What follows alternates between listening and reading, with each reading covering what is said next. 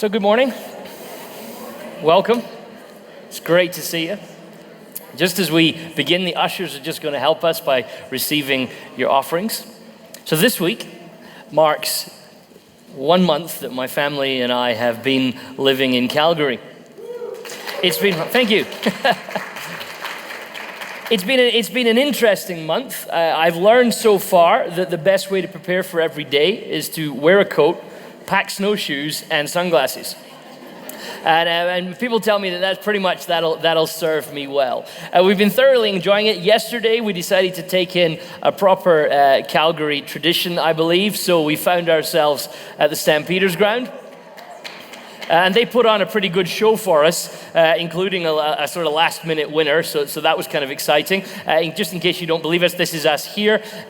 My daughter enjoying the largest bag of popcorn she's ever seen. So it's a real privilege to be with you and be involved in things. I just want to point out, Bob mentioned this last week, the GROW program, when he was talking about that. One of the things we're really excited about is at Westside 123. This is a 4-week journey through various aspects of things that we think are really important to be part of, who we are at Westside, basically, foundational and visional pieces.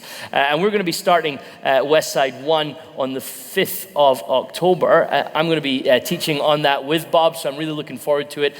Please go on the website. The website address is just there, and register for that. It comes with supper, which I'm noticing is another great Calgary thing, that most things involve eating, and I really want to honor you for that brilliant idea. So I'm really looking forward to that. This morning, I'm excited just to be bringing to close our Economics of Grace series. If you've been with us either in person or on the podcast for the last 2 weeks, we've been wrestling through a little bit about what grace means. In week 1, we talked about how grace, there's many ways that people might choose to try and understand what grace is, but really a biblical understanding of what grace is that God has given us the gift of Christ without regard for our previous worth. So no matter who you are, where you've come from, or what you've done, you find God's grace exactly the same. Last week, we talked about how that grace then motivates us to be changed into the type of people that Jesus calls us to do. So grace meets us regardless of where we are, without regard for our worth, but then starts to call us towards this patient reshaping of our lives into the image that Jesus has for them. This morning, we're going to round off the series thinking a little bit about what it means for us as God's people to be in community, and for that community to be defined and shaped by grace. So that's what we're going to be talking about today, if that's okay. I don't have another sermon planned, so I'm really hoping that that's okay for us to do that this morning. If you've got a journal and you're taking notes and using the journal, we're on page 48 and page 49. You have 2 whole pages today. That's because my sermon is an hour. Again, no, it's actually because you've got a spare page to draw pictures if you need it. So we're going to be talking about this. We're in Matthew chapter 18, if you're reading along with the Bible, and verse 21. It goes like this. Then Peter came to Jesus and asked, "Lord, how many times shall I forgive my brother or sister who sins against me? Up to 7 times?" Now, let me interject, and I'll interject a few times on this text this morning. Peter here thinks that he is awesome. In the Jewish world, the number 7 was a very significant number. It was a number about wholeness. It was a number that represented completeness. The world was made in a 7-day process, so it was seen as a number connected to the way God does things. So Peter's being very clever here when he comes to Jesus and says, "Hey, Jesus, if somebody does some stuff to me that's really bad, how many times should I forgive them?" By saying 7 times, he's really trying to, well, let me tell you like this. Peter says, "Hey, Jesus, how about I forgive them 7 times? The response that Peter expects from Jesus is something like this. "Peter, my work with you is finished. There's nothing more I can do to make you a better person." But instead, what Peter gets from Jesus is this. Jesus answered, "I tell you, not 7 times, but 77 times. This is, I see you're 7, and I raise you 70. Jesus takes Peter's perception of exceptional grace and blows it out the water. But actually, in a Jewish world, to say 77 times, some translations have 7 times 70 or 70 times 70, it's a Jewish way of saying you just keep doing it. Peter expects Jesus to sort of say, hey, Jesus, hey, Peter, if you do like five times that somebody keeps doing the same thing to you, it's pretty okay after 5 to say, hey, you're dead to me now. But instead, Jesus says, no, 77 times you have to keep forgiving. Now, in the way that Jesus often does, when he delivers a kind of killer line like that, he then backs the killer line up with a story. And it's no different in this situation. Therefore, Jesus says, the kingdom of heaven is like a king who wanted to settle accounts with his servants. As he began the settlement, a man who owed him 10,000 talents was brought to him. Now, let me just give you a side piece here, by the way. 10,000 talents at the average daily income of a person around about the time of Jesus in first century Palestine. 10,000 talents. Well, let me put it this way. A talent would have taken you 20 years to earn. At your average salary, it's 20 years income. And this man somehow got himself into the situation that he owes this king 200,000 years of average income. I mean, goodness me, he's in a mess.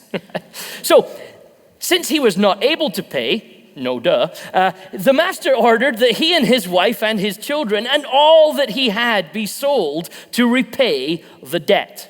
At this, the servant fell on his knees before him. Listen to what he says.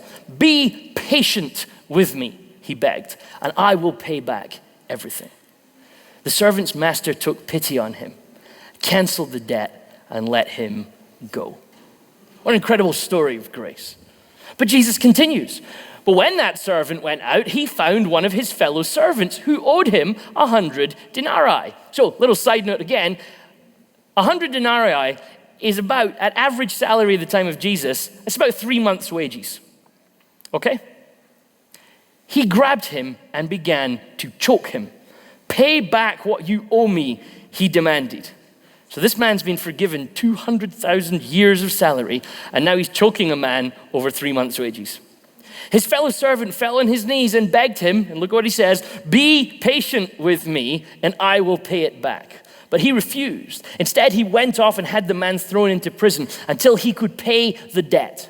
When the other servants saw what had happened, they were outraged and went and told their master everything that had happened.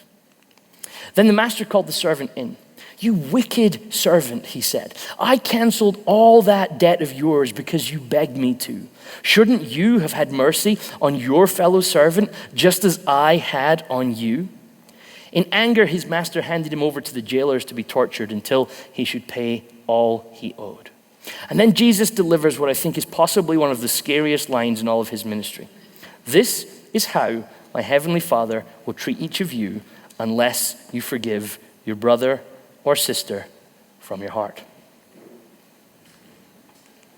It strikes me that we as Christians sometimes worry about the wrong stuff. I've been involved in Christian ministry at some level or another for the last 15 years, and I've encountered a lot of people talking to me about things they're worried about to do with their Christian faith. But remarkably, the things we're often worried about are things like, I don't feel like I pray enough, or I don't feel like I read my Bible enough, or I don't feel like I understand my Bible enough. I've never, in all of my years, had somebody come to me and say, the real problem I've got going on in my life of following Jesus is I don't forgive enough. And yet here we have Jesus saying that the way that God forgives us is intrinsically linked to the way that we forgive others. Now, he's been kind of hinting at this for a long time, Jesus has. We say it all the time in the Lord's Prayer, forgive us as we forgive those who sin against us. I mean, that's a really interesting contract to get involved with if you think about it. Hey, God, you forgive my sins in the same way as you see me forgiving other people's sins. Like most of us would prefer the prayer, God, you forgive me in an entirely different way from how I forgive others. Like that would be comfortable to pray. God, I'm rubbish at forgiveness, but I'd really like it if you forgave me all the time. But the Bible involves us in this contract that says, God, allow me to set the parameters for how you forgive me. How rare is it that we as Christians wrestle with the language of forgiveness. How rare is it that we find the grace to forgive in such a way like that, despite it being intrinsically linked to God with us?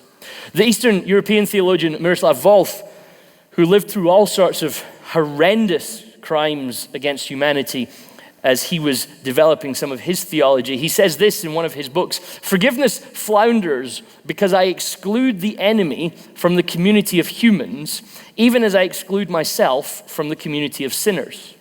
But no one can be in the presence of the God of the crucified Messiah for long without overcoming this double exclusion, without transposing the enemy from the sphere of the monstrous into the sphere of shared humanity, and themselves from the sphere of proud innocence into the sphere of common sinfulness." You see, the problem with the man who'd been forgiven much is he'd forgotten how much he'd been forgiven, and he'd forgotten that the man that owed him money was human too. And this is often why we find it difficult to forgive, is because we forget that the people we need to forgive are human just like us, and that we forget how much we have been forgiven. It strikes me that unforgiveness is linked to forgetting. And Jesus seems to call us by his grace, and by calling us to model his grace like we've talked about for the past few weeks. Really what we're seeing is that the grace of Jesus has met us and is forming us into grace-giving people so that we might not forget the incredible grace that Jesus has lavished upon us. To me, that means, and the way that Paul worked this out, I think, in the New Testament, is to think about the church as a grace experiment. That Jesus came, died, gave us this incredible gift of himself in God that we might be rescued, and then gathered us together as his people into this thing we call the church. And the church is a grace experiment. And what I mean by that is a couple of things. Number one, the church should be a place where your social and ethnic or community or cultural background, your class status perhaps, might have no bearing in how you find church. Because church is innovative in its welcome. Most groups of people are bound together by things that they have in common. The church is bound together by the fact that we have Jesus in common. But other than that, we're a pretty strange bunch of people. You know, it's okay to be in church and have friends that you think to yourself, do you know what, if I wasn't in church, I'd probably never be friends with that person. Because you never would have found them. You never would have bumped into each other because your worlds would be so different. The other way that church is an incredible grace experiment is you get to be part of this and experiment with being graceful. You've encountered the incredible grace of Jesus in your own life, and church provides a place to work out that grace, to live out that grace, and be inspired to make that grace work in your day-to-day, everyday lives. What would it look like for us as a group of people to constantly live out a process that didn't judge people with any regard for their worth? Hey, today's a significant day, by the way. When you woke up this morning and you talked to whoever it was you talked to whenever you wake up in the morning, you didn't probably say to them, hey, 25th of September, that's a really significant day. But for us it is. Because you see, on the 25th of September, which was a Sunday in 1994, at 11:11 a.m. in the morning, Westside King's Church had its first ever service. Here we are, 22 years later, on our birthday. 200 adults, 23 children came together and began a grace experiment that we now call Westside King's Church. An experiment that said, what if we work out a way of being church in Calgary that perhaps we haven't seen before, but a way of being church in Calgary that wrestles with what every church until now has wrestled with? How do we live out Jesus? And here we are, 22 years later, asking exactly the same question. How do we live out God's grace? So turn to the person next to you and say, happy birthday. There's a fleeting brief moment I was tempted to lead us in a chorus of the song, but I decided that you don't know me well enough yet to throw me out for offending you with my singing voice. But I think it's an awesome thing to sit and sometimes mark off a moment and say, wow, 22 years later, and we're still here. And part of the reason we're still here is because grace affects how we treat one another. So we are God's people who find ourselves interacting with God's grace, but that grace affects how we pour it out on one another. In 2015, the University of North Colorado, that's a word that I didn't expect to be difficult, they did a survey, and the question they asked in their survey was, why do people leave church? This is what they discovered. The number one reason that people leave church today in America is because church people are too grace-filled. No, actually, the reason people leave church is because people are too judgmental. So somewhere along the line, something's gone wrong, right? The God of the universe sent his son to die for us, gave us this grace gift without any regard for worth. And somewhere between that day and now, the main complaint people have about churches is that we're too judgmental. Of course, it's not a new complaint.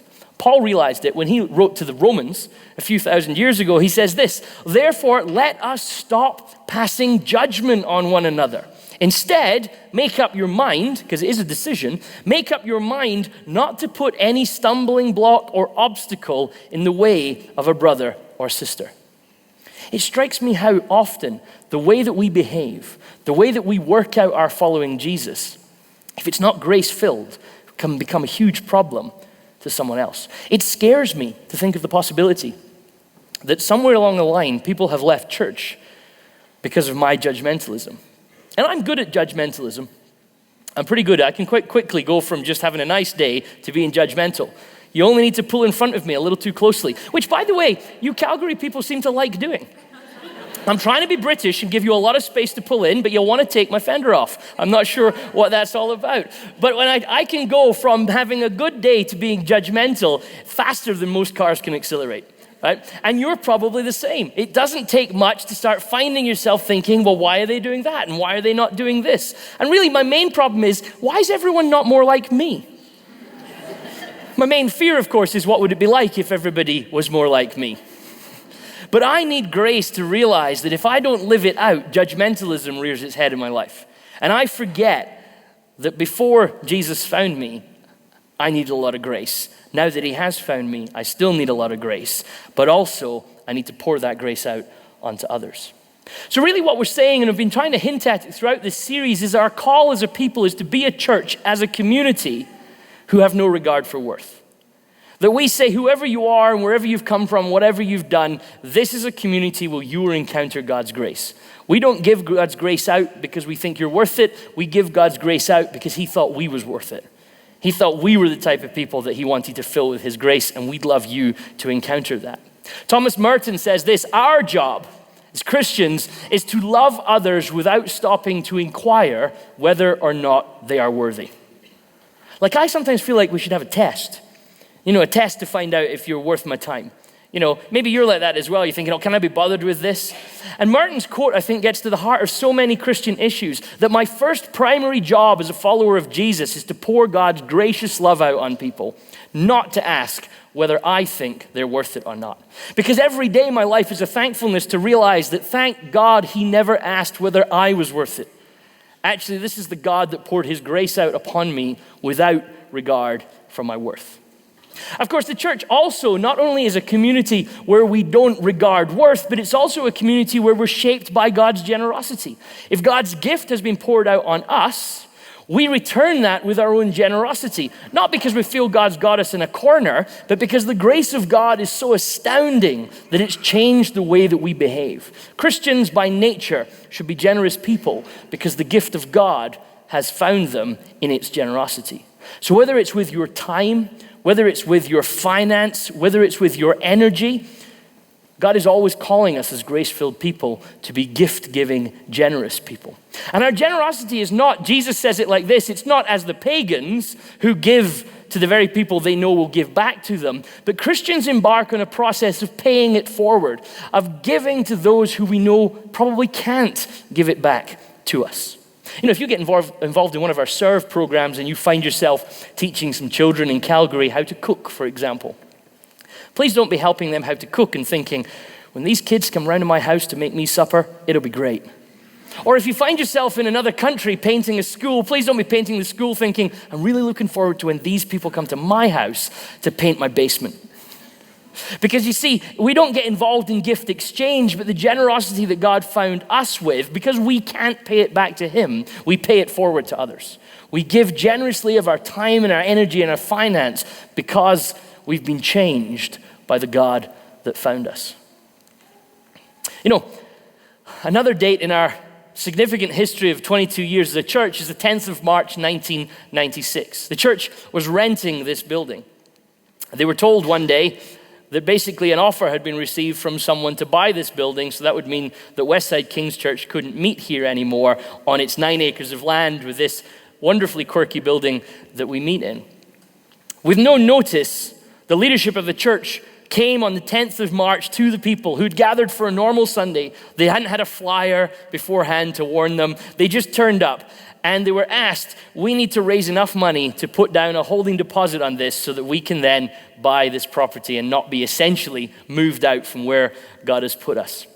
In one service, with no prior notice, without any awareness of what was going to happen, the people of Westside King's Church raised $227.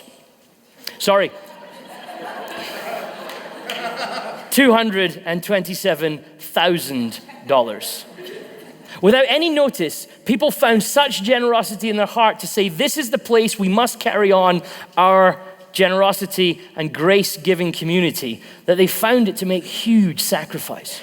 When we drive into the car park, when we walk into the doors, when we duck our heads to come through the narrow door into this room, we're moving into people's sacrificial generosity, people who gave out of their sacrifice to keep us here. That's pretty impressive.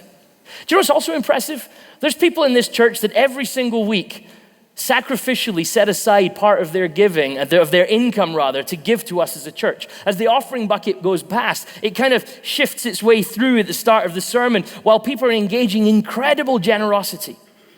It keeps us going.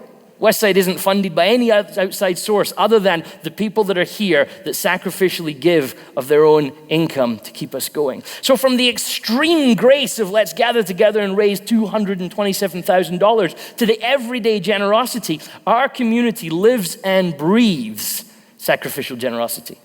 So I know I'm talking to the right people when I say what God is constantly calling us to be is generous people. Generous with our time, generous with our energies, and generous with our finance. The theologian John Barclay says this: grace is missional theology, hammered out in and for a movement which is continually crossing boundaries, drawing people into a new world of social values and norms, strongly at odds with their previous social assumptions.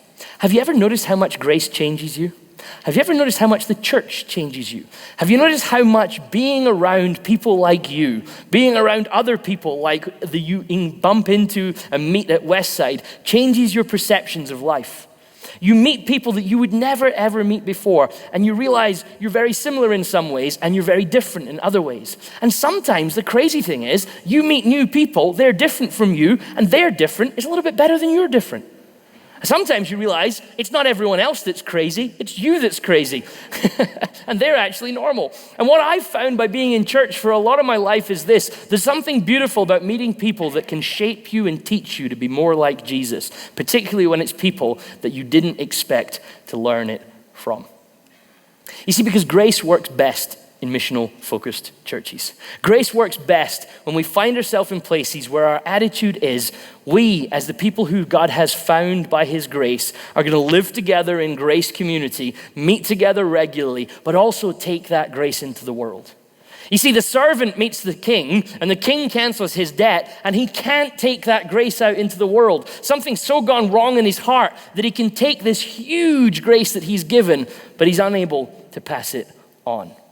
But grace works best when you pass it on. Grace works best when you use it up, because you can't use up God's grace. As you pour it out, you just find there's more there to give. This is an incredible call, whether it's local or global, whether it's in this building on a Sunday or whether it's out wherever you work or study or live, whether it's in or out, there's always opportunities for us to work out the incredible grace that Jesus has shown to us. There's always opportunities to be a little bit more Jesus-like wherever you are. Part of the thing that I think is important for us as we are challenged by God's grace, particularly for those of us that live in the Western world, is that grace challenges what is known as the self-attribution fallacy. Have you ever found yourself just getting a little so comfortable in your following of Jesus that you kind of think you are worth it? You kind of think that God chose you because you are just that little bit better than everybody else. You've noticed it when you come to church, that you're a little bit more Christian than everybody else. And you've noticed that your Bible is a little bit more Jesus-like than everybody else. And you've noticed that you sing the songs just a little pitch longer and higher and more in tune than everybody else. And after a while, that starts to get to you and you start thinking, it's because I'm worth it. And you go and buy some perfume on the way home that also says that about you. Grace calls us to these moments to remember that actually, whether you think you're worth it or not, Jesus loves you and he calls you there. But what happens is we so easily get ourselves down this track that we are better and we think we've earned it, and therefore we don't need to pass it on to people that we think aren't quite as good as we are. The writer for one of the British newspapers, George Monbiot, says this: if success was the inevitable result of hard work and enterprise, every woman in Africa would be a millionaire. The claims that the successful make for themselves, that they are possessed of a unique intelligence or creativity or drive, are examples of the self-attribution fallacy. This means crediting yourself with outcomes for which you weren't responsible. It's so easy to get so comfortable with God's grace that you think you somehow have earned it. And one key important thing is it was given without regard for your worth. So it's impossible to earn. It is God's gift to us. And we've got to be the type of people, and mission reminds us of that our call is not to think we're better than others, but to meet people wherever they are and give them God's grace. So I think one of the beautiful things about Westside King's Church is it is continually a grace experiment. We find our lives rescued through Jesus, and we come together into this community and we are constantly encountering opportunities to live out God's grace. You know, for us to be 22 years old has required remarkable grace. For us to be here 22 years later has required remarkable patience from some people to constantly in tough times keep being people of God's grace. For us to be here after 22 years, still gathering every Sunday, singing about God's grace, talking about God's grace, learning about God's grace, has required incredible commitment. Community has an incredible way of drawing commitment out of us. Community calls us to be like Jesus, sacrificing of ourselves so that others can encounter his incredible grace. Because grace calls us in the same way as Jesus gave himself to us in sacrificial relationship, grace calls us to constantly work out sacrificial relationship. Mission, whether it's in Calgary or abroad, will cost you something. It might cost you time.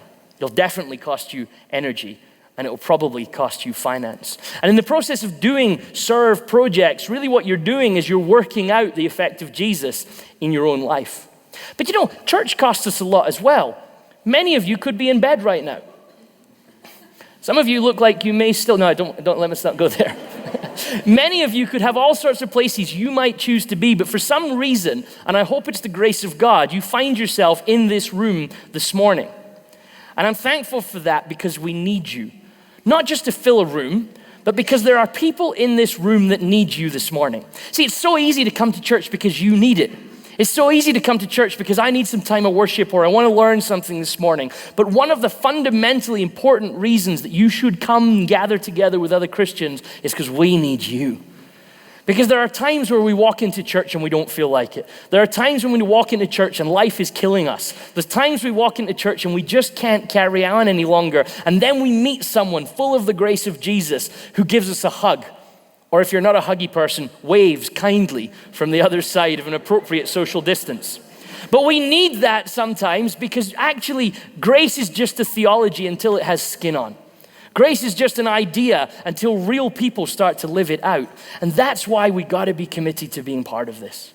Now listen, I'm only 3 weeks into this job and it feels a bit rough to start saying, hey, be committed. But let me put it this way. I just gave up a house, right? 2 cars, 2 careers, right? And a lot of family to move across the Atlantic to work here. I want you to take that as a hint that I think this is a great community. Okay?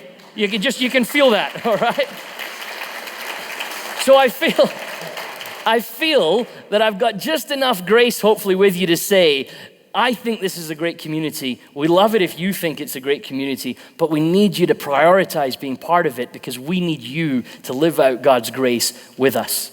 Because also we want to encourage you that tomorrow morning you live out God's grace in His kingdom, be it your workplace, your study place, or your street.